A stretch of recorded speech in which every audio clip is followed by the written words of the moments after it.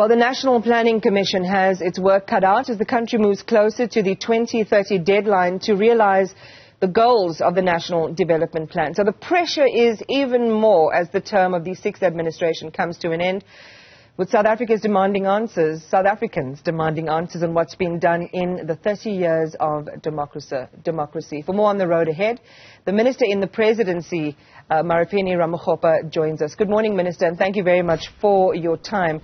It is a year where we are looking at goals and objectives and our ability to reach those. As you take stock of what has been accomplished, just share with the nation where the wins and the challenges are.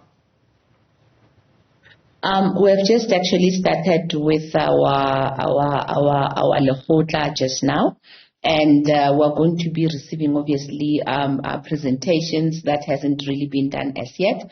However, some of the priorities that we're looking at were based on the fact that we are halfway term to this third NPC. As it relates to the 30 years of democracy and the review that we have done, but we have only been able to do the 10 years one. Obviously, we have looked at the issues of jobs.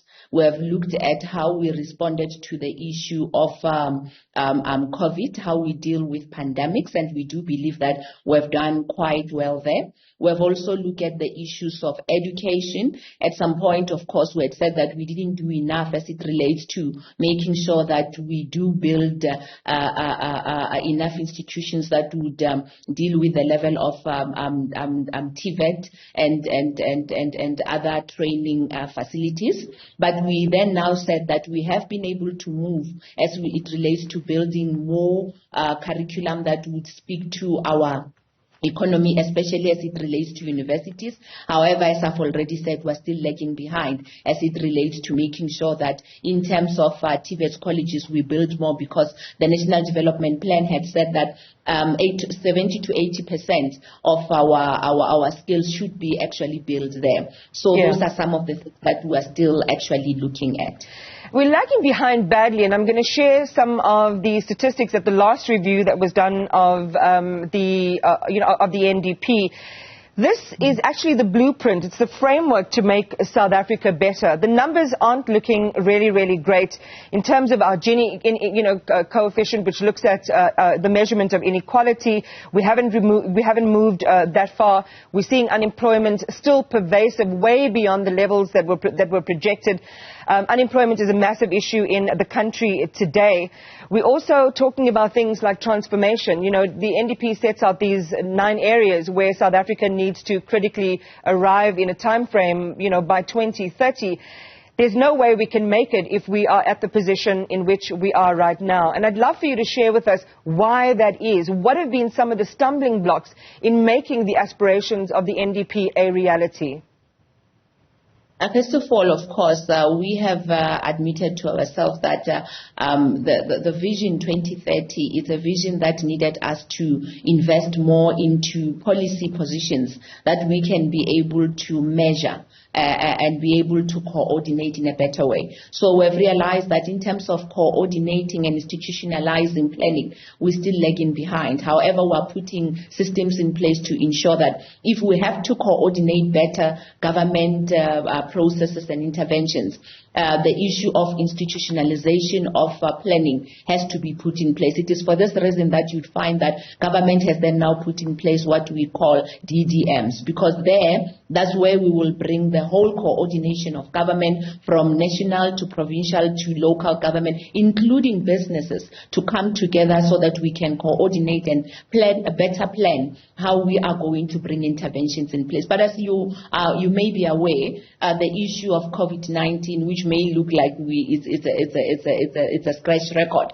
we will continuously talk about it because it took us back from the processes that we had put in place and the programs that we had put in place. It is for this reason that we had to come up with a recovery plan, precisely because what had happened had actually put a stop to some of the things that were already ongoing, but it has actually put the entire globe to a standstill. As a result, what we are doing, we're not only talking about the issues of what we couldn't do, but we're talking about what we had to recover in terms of what has happened as it relates to COVID-19. But you are also aware of the disasters that has also taken place. Yes, indeed, we have to strengthen the issue of disaster management, precisely because we realize that if we don't if we don't coordinate better the issue of disaster management, we won't be able to respond adequately when we have disasters. The issue of what happened during, I think it was in July, the unrest that has happened as well, it has taken a lot of our businesses back, especially our small businesses, our SMMEs. So those are the issues when we talk about recovery. We are actually putting in place to make sure that we deal with them so that the country may not necessarily be perfectly well, but at least we could be where we were, so that when we move forward, we can then now be able to register better results. Minister, for somebody listening to what you're saying, and I think in order to be fair, what you say is right when it comes to COVID-19. But the criticism is, you know, we've had this plan since 2012. We've had 8 years in that time to make substantive change, which we still were not doing by the 2020 year mark when we had COVID-19. And other critics will say, when you talk about these consistent disasters, A, they don't involve all of the provinces in the country. Yes, they do divert resources, but at the same time, it also shows that there's a lack of elasticity in being able to deal with problems, and that should already been built in the system. Last time the NPC spoke about the goals that were not met, it was very brave in acknowledging and frank in acknowledging that it's because we lack a capable state. The July unrest could have been averted, according to the SAHRC report, if intelligence organizations and mechanisms in the country were up to the task, and they were not. So the damage was exponential. All of this pivots right back to the concept of a capable state. So talk to us about that. You spoke about the DDMs, the coordination that needs to happen. What else can you tell South Africans about how we meet these targets, even in a context of continuous change and uncertainty?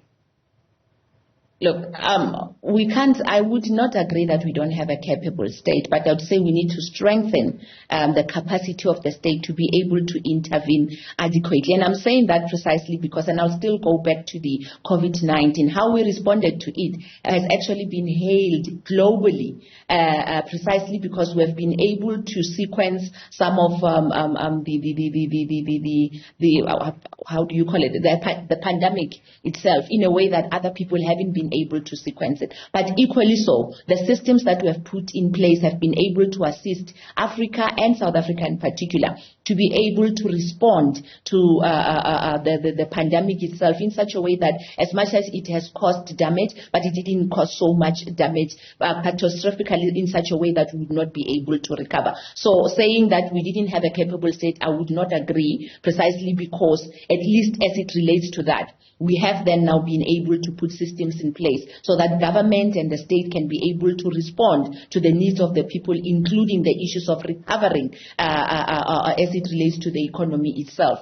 But equally so, of course, when it relates, as you've spoken about, the issue of disaster management. Disaster management has always been a system that has been put in place to be able to be responded to from local government. We have realized that that is not adequate precisely because of the challenges that we're having in local government. It is for this reason that government, in particular cabinet, has decided that in terms of respecting the prescripts of our policies, we are going to also be able to put new systems in place to say, how do we intervene in local government to be able to assist it to speak to the issues that they need to speak to, and also to empower it to be able to respond effectively to issues that are needed to be responded to. But we have also realized that besides the issue of responding when there is a need, the issue of planning becomes important, so that we don't only respond, but we also are able to stop or put mitigating measures to be able to make sure that whenever we've got risk or we've got things that we have gone through as it relates to what we are just speaking about, then we can then now be able to know what do we do, or we can prevent it from happening. So that is for this reason that I'm saying we need to strengthen the state. It doesn't mean that we don't have a capable state, but we need to realign and rearrange the state to be able to respond effectively. It shouldn't matter whether it's at a level or at a local level.